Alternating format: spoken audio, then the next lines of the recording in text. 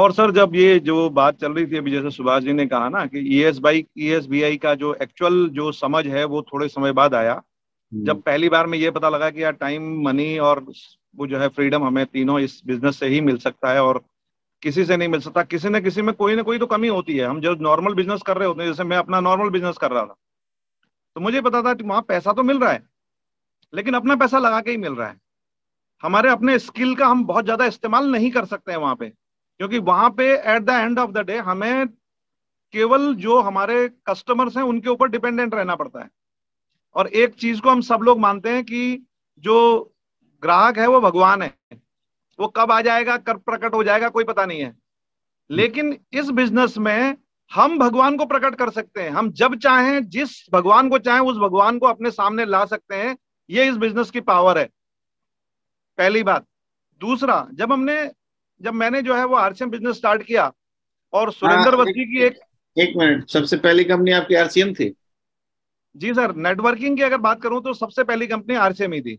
अच्छा। हाँ, वो स्टोरी ठीक है। बताइए तो बताइए। सुरेंद्र वत्स जी का जब वो कैसेट सुना, हम्म। 5 साल या 45 साल, हम्म। और उसको कई बार सुना, है ना, हम्म। तो ये चीज तब से भरोसा कर गया कि डेफिनेटली अगर मैं 5 साल अपने बिजनेस को, इस बिजनेस को 5 साल शिद्दत से दे दूं, तो ये हमारे पुश्तों को पालने के लिए काफी है।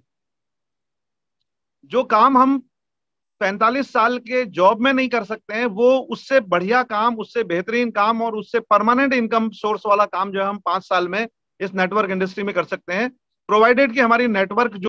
तो सिंपल है सर, कि जो पर है वो जबरदस्त है।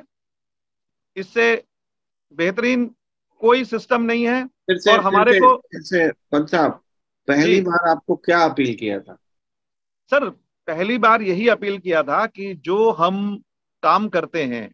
जैसे हम ट्रेडिशनल बिजनेस में थे, उससे पहले जॉब में थे, हम्म। तो हमने आनंद तो सब चीज का लिया हम्म। कि पैसा कैसे कमाया जा सकता है। क्योंकि हम्म। मुझे याद है अच्छी तरीके से, मैं 82 सन 82 से पैसा कमाने लग गया था। कुछ ना कुछ ऐसा काम करता था जिससे मुझे कुछ ना कुछ पैसा आता था। हम्म। ठीक है।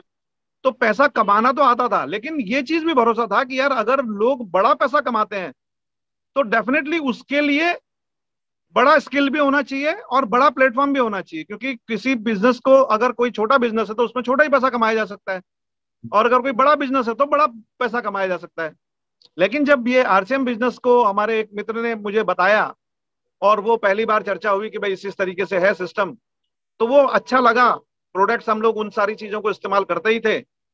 तो दुकान बदल के अगर अपनी जिंदगी बदल सकती है तो क्यों ना बदली जाए, ये सोच से बिजनेस को चेंज करना, वो चेंज स्टार्ट किया। क्योंकि वहां पे भी यही था सर कि फैक्ट्री ओनर से डायरेक्ट कस्टमर तक प्रोडक्ट पहुंच रहा है, और हम लोग बीच में ब्रांड एम्बेसडर्स हैं, और अपनी जो हमारी ब्रांड वैल्यू है उसके हिसाब से जो सेल होगी, या जो कंपनी के लिए जो हम सेल प्रोड्यूस कर पाएंगे, उसका कुछ ना कुछ हिस्सा हमें मिलने वाला है। तो वहां पे सबसे पहली बात आती है कि अपने खुद पर भरोसा। तो वो चीज, क्योंकि जब हम काम पहले से पैसा कमा रहे थे, सब कुछ था, तो अपने ऊपर भरोसा तो था। तो यहाँ पे भी है कि भाई अपने ऊपर भरोसा था कि यार नहीं, हम अपनी टीम को खड़ा कर ले जाएंगे, है ना, और हम जहां से खड़े हो जाएंगे वहां से लाइन शुरू हो जाएगी। तो बस उसी भरोसे से काम को शुरू किया, और धीरे धीरे चीजें अच्छी होती गई। हमारे जितने भी सीनियर्स थे उस कंपनी में, उनका साथ मिला, और एक अच्छा नेटवर्क खड़ा किया, और बहुत जल्दी जल्दी हमने अपने वो सारी चीजों को अचीव किया। लेकिन वही होता है ना सर कि हर एक में कुछ ना कुछ अच्छाइयां होती हैं, तो कुछ कमियां भी होती हैं। तो वो कमियां भी रही, अच्छाइयां भी रही, और वो धीरे धीरे चलता रहा। और उसके बाद फिर यह है कि भाई चूंकि अपॉर्चुनिटी सीकर थे, तो अच्छी अच्छी जो अपॉर्चुनिटीज लगी उनको अवेल करते गए और आगे बढ़ते रहे।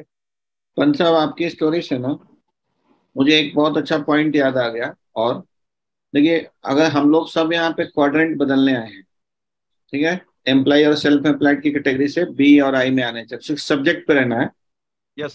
तो अगर हम क्वाड्रेंट बदलना चाहते हैं, तो सबसे सेफेस्ट वे नेटवर्क मार्केटिंग इसलिए बोला जाता है क्योंकि नेटवर्क मार्केटिंग में आप 5 बार भी असफल हो गए ना, तो कोई बात नहीं, आप सीखते हुए आगे बढ़ सकते हैं। लेकिन अगर ट्रेडिशनल बिजनेस में आप एक बार भी फेल हो गए ना, तो करोड़ों यस। के कर्जे में फंस जाते हैं। ठीक है, ट्रेडिशनल बिजनेस में बिल्कुल। अगर आप फंस गए एक बार, गलत पड़ गया आपका पैर, तो करोड़ों की लायबिलिटी हो जाती है और जितना यस बड़ा सर। उतना बड़ा नुकसान होता है। लेकिन नेटवर्क मार्केटिंग में सबसे कम जोखिम में आप बार बार प्रयास कर सकते हैं। ये कई बार लोगों को नहीं समझ में आता है।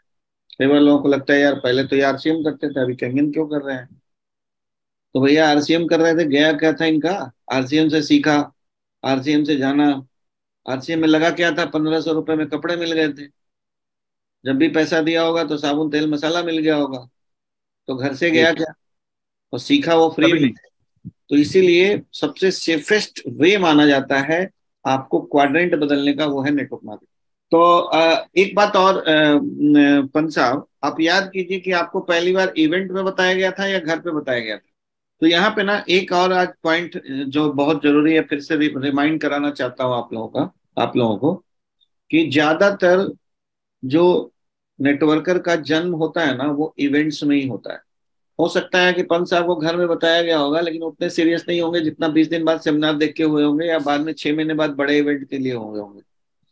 तो बड़े इवेंट से ही हमारा बिजनेस बनता है, लोग कन्वर्ट होते हैं। इसीलिए इसको बहुत इंपॉर्टेंस देना चाहिए कि हम इवेंट में कम से कम अपना लेफ्ट राइट तो लेके जाएं, दो चार तो लेके जाएं।